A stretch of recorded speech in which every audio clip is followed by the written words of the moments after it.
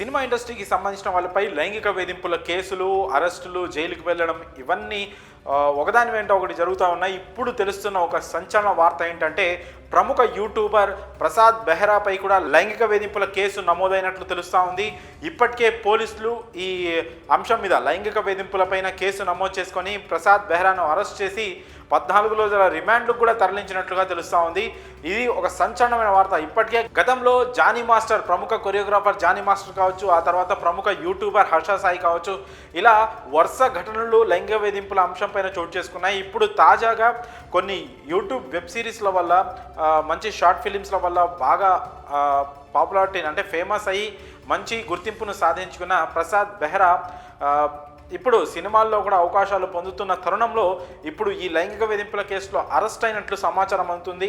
మరి దీనిపై ఇంకా పూర్తి వివరాలు అయితే తెలియాల్సి ఉంది. అయితే అతను యూట్యూబ్లో కొన్ని మంచి సిరీస్లు, వెబ్ సిరీస్లు ఉన్నాయి. అతన్ని పెళ్లివారమండి కావచ్చు, తాజాగా వచ్చిన మెకానిక్ కావచ్చు, ఈ 2 వెబ్ సిరీస్ల సందర్భంగా తనను లైంగిక వేధింపులకు గురి చేశానని,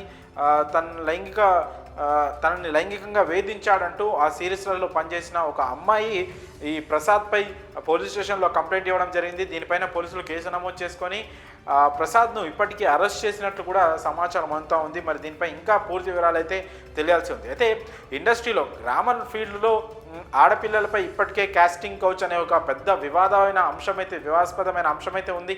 ఇప్పుడు అంటే అవకాశాలు ఇస్తామనో, అవకాశాలు ఇచ్చిన తర్వాత కూడా అవకాశాల పేరిట అంటే ఇంకా మేము అవకాశం ఇచ్చామనో ఏదైతే అడ్వాంటేజ్ తీసుకుంటూ కొన్ని లైంగిక వేధింపులకు పాల్పడుతున్న ఘటనలు అయితే ఒక్కొక్కటిగా వెలుగులోకి వస్తున్న క్రమంలో ఇప్పుడు ఈ యూట్యూబర్పై కూడా ఇలాంటి ఆరోపణలు రావడం, ఆ ఆరోపణల మీద కేసు కూడా నమోదు కావడం, ఆ అమ్మాయి ధైర్యంగా ముందుకొచ్చి కేసు పెట్టడం, మరి అసలు నిజంగానే ఈ విషయంలో ఎలాంటి లైంగిక వేధింపులు జరిగాయి ఏంటి అనేది మాత్రం పోలీసుల ద్వారా ఇన్ఫర్మేషన్ వస్తే కానీ పూర్తి సమాచారం అయితే బయటికి రాదు.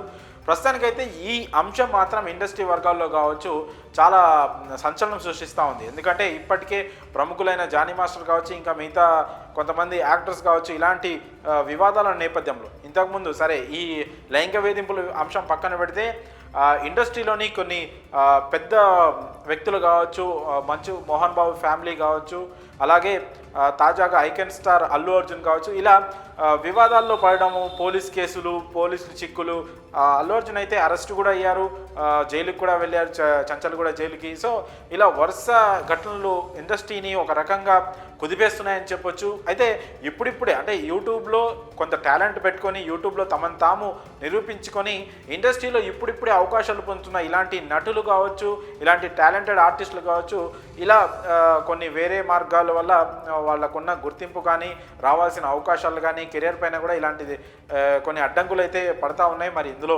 ఎంతవరకు నిజం ఉంది, ఎవరిది తప్పు ఉందని మాత్రం భవిష్యత్తులో తెలుస్తూ ఉంటుంది. అయితే ప్రస్తుతానికైతే ప్రసాద్ బెహ్రాపై లైంగిక వేధింపుల కేసు నమోదై అతను అరెస్ట్ అయినట్టు మాత్రం ఇప్పటికైతే ప్రాథమిక సమాచారం అయితే అంతా ఉంది. మరి దీనిపైన ఇంకా వివరాలు అయితే తెలియాల్సి ఉంది.